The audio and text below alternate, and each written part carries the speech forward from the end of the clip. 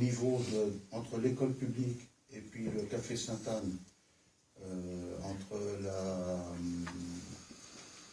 les parkings de la salle des loisirs et l'entrée de la rue du 3 septembre 59, tout ce carrefour que je viens de délimiter, là, dans ces 4 points. Il y aura un plan qui consistera par des marquages au sol renforcés avec des petites balises en plastique pour canaliser les véhicules de manière à ce que ça ne fasse pas des chicanes, mais que ça accentue les virages de manière à ralentir les véhicules. Sachant que l'étude de M. Roturo conduit à inverser les panneaux stop.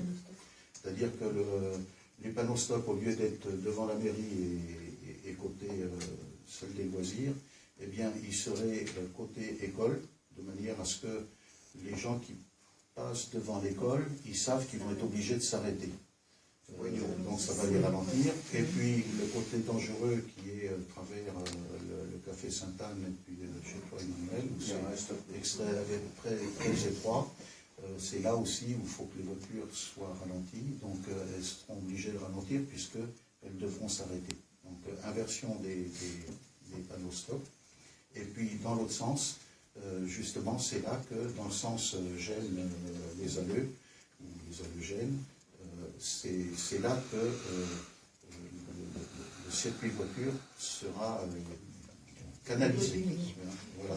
Sachant que ça ne gêne pas les encombrants et les engins et les poids lourds, puisque ce sont simplement des marquages avec des petites balises plastiques, ce qui fait que les engins ils passent au-dessus. Ce qu'ils font souvent maintenant, c'est mettre 4 stop, carrément. Ça se voit de plus en plus. Même avec ça, plus personne sait exactement. On va pour faire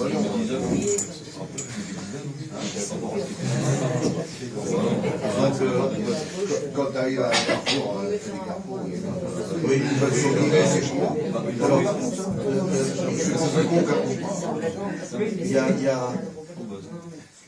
donc M. Roturo m'a présenté plus. Je vous ai parlé de celui qui était présenté en premier par le directeur des routes. Bon, je suis tenté de dire qu'il sait ce qu'il dit. C'est un professionnel. Donc il nous présentait ça en priorité. Il nous a fait aussi une autre présentation avec 2 ronds-points. Ça ne m'a pas convaincu. Et lui-même n'était pas convaincu. On a parlé, il nous a parlé aussi des dos d'âne, mais il est contre. Le problème du bruit, du confort, et puis de toute façon, celui qui veut rouler vite, ça ne l'arrête pas plus. Donc, moi, je vous ai parlé du premier parce que c'est celui qui est présenté par M. Roturo comme celui qui convient. Voilà. Mais qu'est-ce qu'il y a des petits ronds-points pas très hauts, des petits ronds-points oui, des ronds-points franchissables. Des rugueuses de couleur, alors, justement, tout ça après, c'est, comment dire, ça rentre dans la signalétique. Alors, il y a des changements de couleur, il faut que le carrefour soit pas de la même couleur. Enfin, il y a un ensemble de signalisation. Mais je veux dire, c'est pas du dur. L'idéal, effectivement, c'est de changer les trottoirs. Mais changer les trottoirs, ça coûte un prix fou. En plus de ça, c'est déjà étroit. Voilà, non, mais voilà. Donc, moi, je vous ai présenté ce que lui-même m'a présenté comme le plus judicieux, quoi. Mais pour le centre-bourg, voilà pour la partie ici. Deuxième partie, c'est donc le contournement poids lourd et engins encombrants, agricole ou autre. Donc, 2 choses. Là, il n'a pas fait les plans parce que son équipe va venir sur place. C'est un petit peu plus pointu. Donc, il n'a pas eu le temps encore d'envoyer son équipe sur place.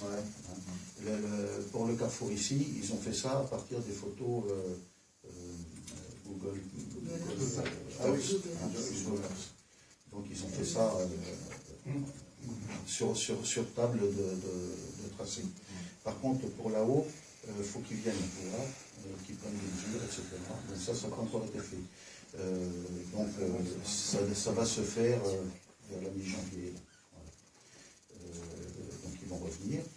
Et en parallèle, pour ce carrefour, je ne sais pas comment il s'appelle, là où ça s'embranche vers le Bignon, j'ai vu Madame Tugenda, parce que le problème qui se pose, c'est un problème de visibilité, principalement quand on vient, voilà, quand on vient de l'Ouer, et qu'on veut tourner vers le Bignon, on n'a aucune visibilité. Donc ça veut dire qu'on traverse la rue et on n'a absolument aucune visibilité de l'autre côté. D'une part, il y a un virage, mais en plus, ce virage, il est masqué par un talus sur lequel il y a des bouts de mur et entre les bouts de mur, des bouts de haies. Voilà. Donc je suis allé voir Madame Tugenda et je lui ai présenté la situation et elle est tout à fait d'accord pour que on érase le talus, les bouts de mur et les bouts de haies. Ouais, voilà. On va faire tout bien sur une dizaine de mètres. Voilà. Oh, plus que ça. Hein. Ouais. Ah oui. Déjà, si ça pouvait assouplir le virage, ce serait pas mal. Alors, oui. On ne prend alors, on ne modifie pas le tracé de la route. Ah oui. On ne modifie pas le tracé de la route. On va pas rouler plus vite, alors c'est dommage, non? Donc on ne modifie pas le tracé, on ne prend pas de terrain sur la partie privée. Hein. C'est simplement qu'on efface le talus, les murs et on met tout à plat. Hein. Voilà. De manière à ce qu'on puisse voir de l'autre côté. Je suis allé voir plusieurs fois d'ailleurs. Et je vais y retourner avec Madame Tugenda, on va y aller ensemble pour voir de où à où, mais c'est pas 15 mètres, hein, c'est à 100 mètres. Ah oui, il y a 100 mètres. Mais c'est moi, ils sont pourris. C'est noir. Ah non, on ne les refera pas. Non, mais je veux dire, si elle avait voulu les conserver. Ah oui, non. Parce qu'elle aurait pu, non, mais Madame Tugenda m'a dit, il n'y a aucun souci. Non, il n'y a aucun souci. Par contre, ça va l'obliger à qualité. Alors, justement, elle m'a demandé combien ça allait lui coûter. J'ai dit non, vous mettez pas le terrain à disposition, vous nous autorisez simplement à modifier la surface de votre, le sursol de votre terrain, mais bon, ça sera dans le prix de l'aménagement du carrefour. Quoi, hein. Voilà. Je suis allé avec ma voiture, avec M. Roturo, quand on s'est arrêté, il faut en enlever. Hein. Il faut 50 mètres de chapeauté. Ben oui, il faut 100 mètres. Ça va vite, hein. Ça va vite. Enfin, on ira, de toute façon, ça va se faire avec Madame Tugenda et puis M. Roturo. Enfin, je pense que ce ne sera pas lui, ce sera ces techniciens qui viendront. Et on regardera précisément de où à où il faut. Si le carrefour il se fait, il faut un laisser-passer ou un panneau prioritaire. Justement, ça c'est l'objet de l'étude. C'est eux qui vont nous dire. Parce que je ne vois pas comment faire autrement. J'étais avec lui, on était en voiture ensemble. Chaque fois que je lui disais, oh, bah, tiens, on pourrait mettre un panneau là, c'était jamais la bonne idée. chaque fois, il me disait, ils ont démontré que non, c'est pas là. Bon, donc j'ai tendance à attendre ses propositions à lui plutôt que chaque fois que j'en ai fait une en disant, tiens, il faudrait mettre un stop là. C'est pas la meilleure idée. Donc, voilà. Mais bon, ils vont venir sur place, faire les mesures et tout. Donc ça, c'est le deuxième aspect. Ça devrait se faire vers la mi-janvier. Je sais que quand ils donnent une date...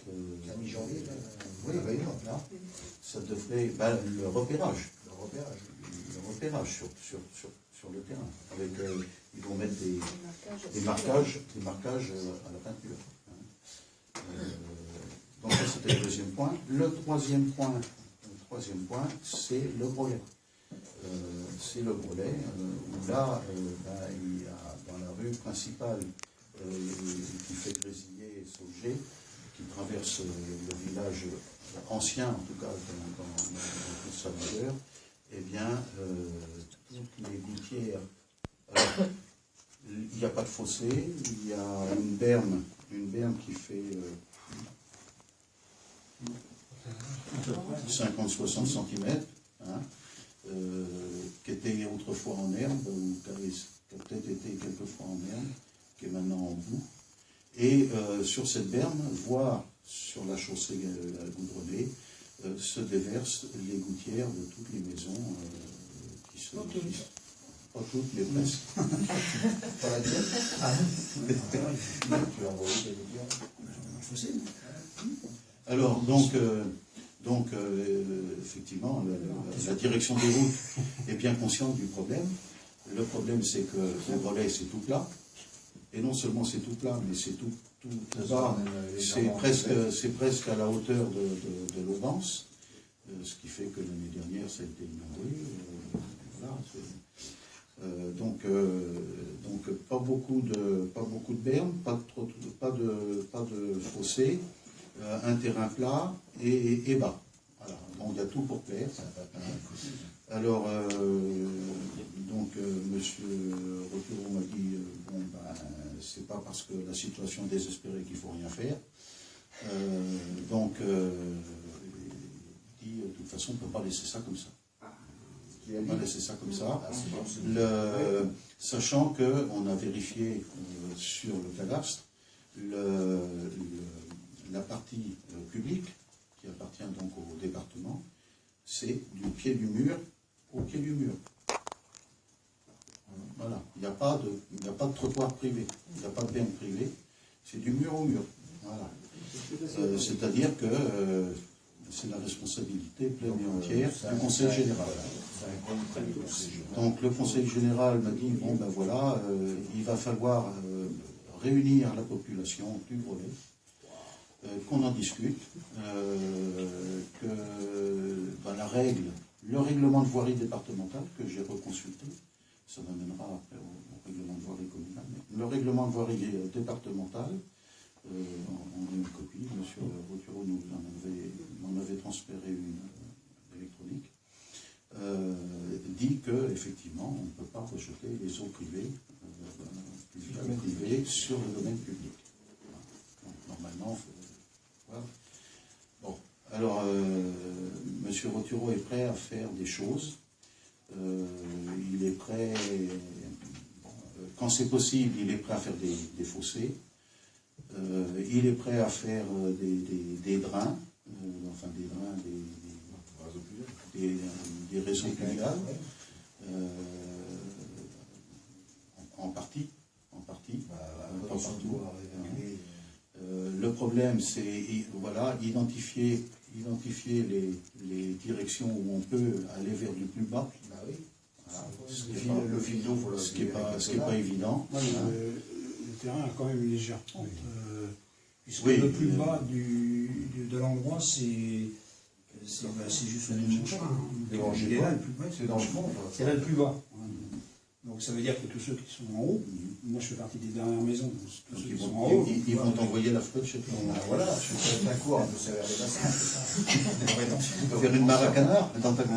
Il y avait une mare dans le temps.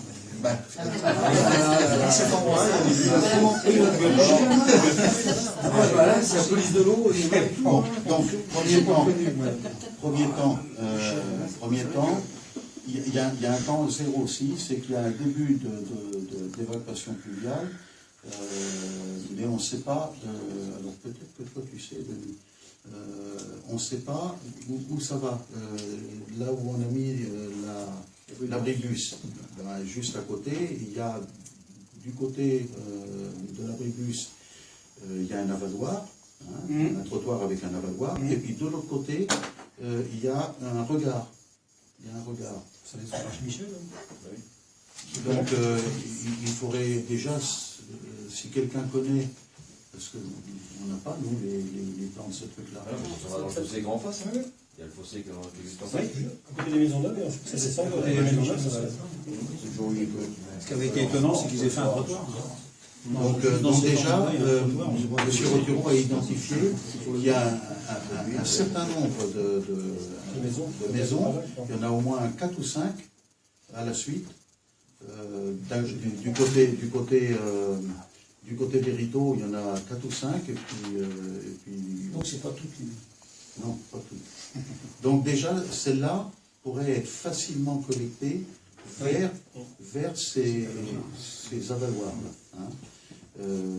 Pour le reste, faut voir sur place avec les habitants, voir où on peut faire des écoulements sinon, lui, ce qu'il préconise, hein, c'est, moi, si je n'arrive pas de solution, moi, je suis chez moi, je fais des fossés. J'en ferai d'un côté. Je choisirai un côté, et puis je fais le fossé entre la route et puis... les fossés, il faut faire un fossé pour... Alors, je pense que c'était un petit peu de la provoque. Oui, mais de toute façon, il faudra bien qu'il y ait une évaluation de toute façon, que ce soit un fossé ou des buses, il sera bien obligé à... Oui. Parce qu'aujourd'hui, évidemment, il y a des gens qui font sortir leurs eaux pluviales sur la chaussée, parce qu'ils n'ont pas le choix, il n'y a rien, donc ils ne peuvent pas faire autrement. Hein. Je vois le bac gouttière et puis ils vont rentrer ça chez eux. Ben non, ça remonte. Ah, si, moi je vois chez les grands-parents, ils sont obligés parce que de toute façon ça remonte légèrement, donc ils ne peuvent pas renvoyer les gouttières chez eux, comme moi je ne pourrais pas renvoyer l'eau chez moi. Donc pour synthétiser, M. Roturo m'a demandé de prévenir la population de convenir d'une date de réunion sur place, où on rassemble les habitants, les techniciens de l'ATD, de l'agence technique départementale de Douai, pour trouver les meilleures solutions, sachant que ça ne peut pas rester en l'état. Voilà. Le Conseil général, donc l'ATD, est prêt à faire des efforts au niveau des travaux. Ils sont prêts à investir. J'ai compris qu'ils n'étaient pas prêts à investir tout seuls quand même. Oui, voilà. Ils veulent Enfin, il y a une démarche qui a changé un peu, parce que avant, aussi, il y a eu quand même pas mal de courriers envoyés. Moi, je l'ai rencontré 3 fois avec Serge Dugas à l'époque. Chaque fois, c'était pétri de bonnes intentions, on ne voyait jamais rien venir, hein. On avait beau les relancer. Alors, il disait que ça ne faisait pas partie, c'était pas inscrit dans les lignes budgétaires du département, donc on ne pouvait pas. 3 ans après, c'est toujours pas inscrit aux lignes budgétaires. Mais là, il peut faire quelque chose. Mais là, il peut faire quelque chose, parce qu'il y a moins d'argent au Conseil général, mais il peut faire plus. Alors, là, donc, je pense qu'il est décidé à faire quelque chose, d'abord parce qu'il en a marre de relancer. Moi, ça fait déjà 2 fois que je l'emmène voir le problème.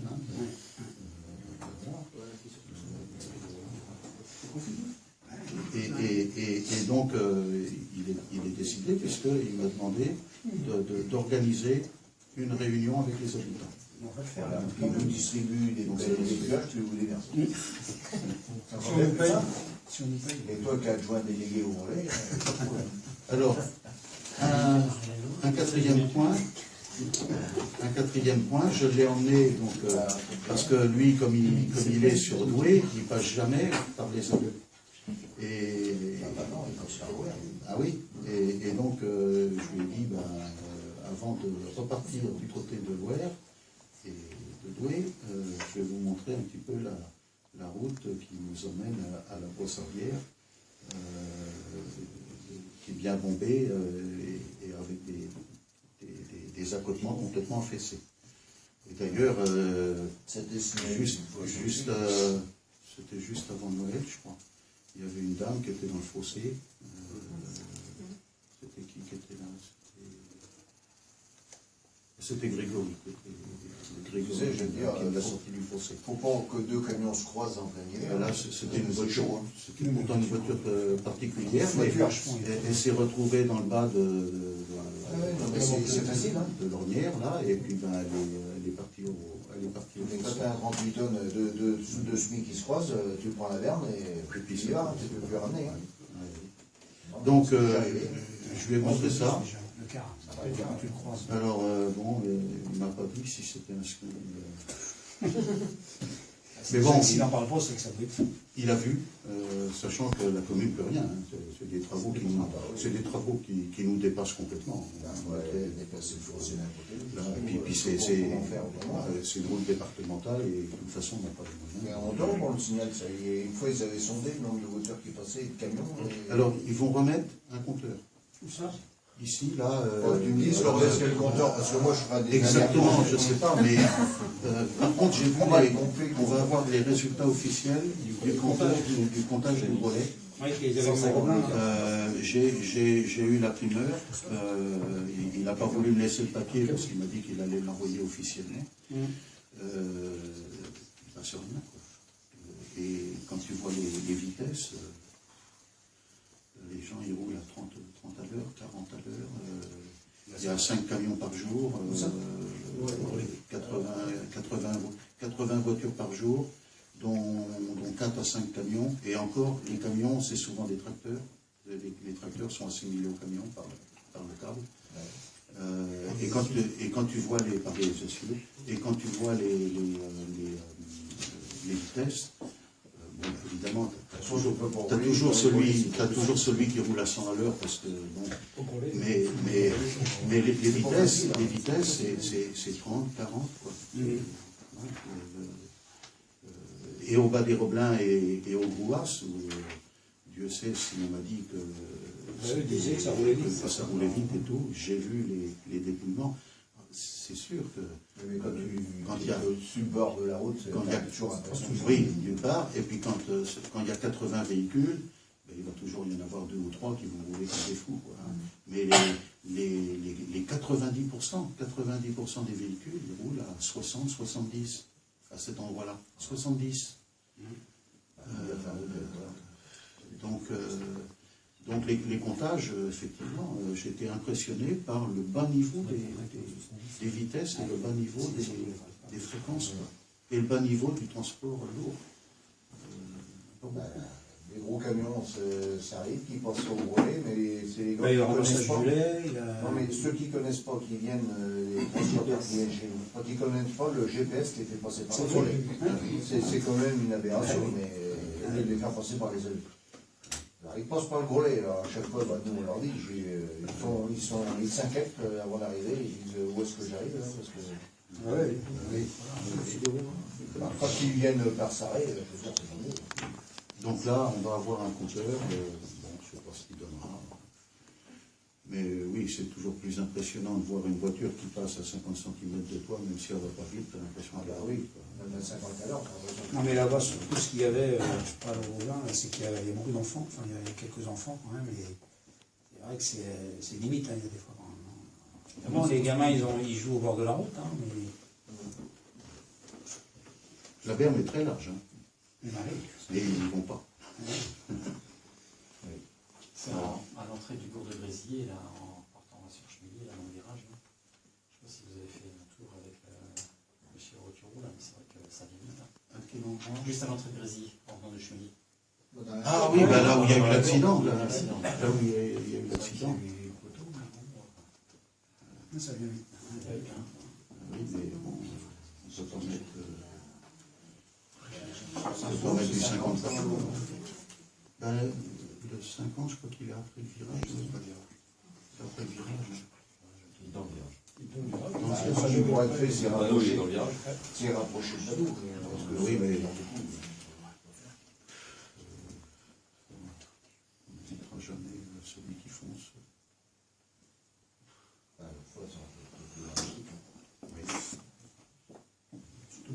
Il aurait pu se prendre le poteau sur le toit de la voiture. Et puis il se retrouver écrasé. Et en écraser peut-être d'autres. Donc, on reparlera donc de cette affaire, puisque j'ai quelques plans, mais c'est les plans qu'il m'a laissés, c'est des ébauches, puisqu'il veut tout m'envoyer très officiellement, c'est l'administration. Donc on va le recevoir en bonne et due forme, et donc là on pourra présenter les plans, travailler là-dessus.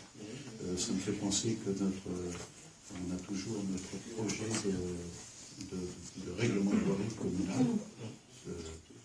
Alors j'avais travaillé sur un projet, j'avais passé des jours, t'en as une copie. Il faudrait que aussi en commission on le regarde, et puis ce qui est inutile parce qu'il est très complexe, très chargé. Peut-être qu'on n'a pas besoin, nous on peut être plus simple. Donc il faudrait qu'on regarde ensemble en commission de voirie tout ce qu'on enlève, de manière à garder l'essentiel. Et puis l'approuver en conseil. Voilà. Et là, ça deviendra la loi, parce qu'aujourd'hui, effectivement, on est en France, on n'a pas de règlement de voirie officiel, donc il faut qu'on remédie à ça. Et on a les moyens de le mettre en place. On a tout ce qu'il faut pour le mettre en place. Bon, ça veut dire un travail de commission à faire. Bon.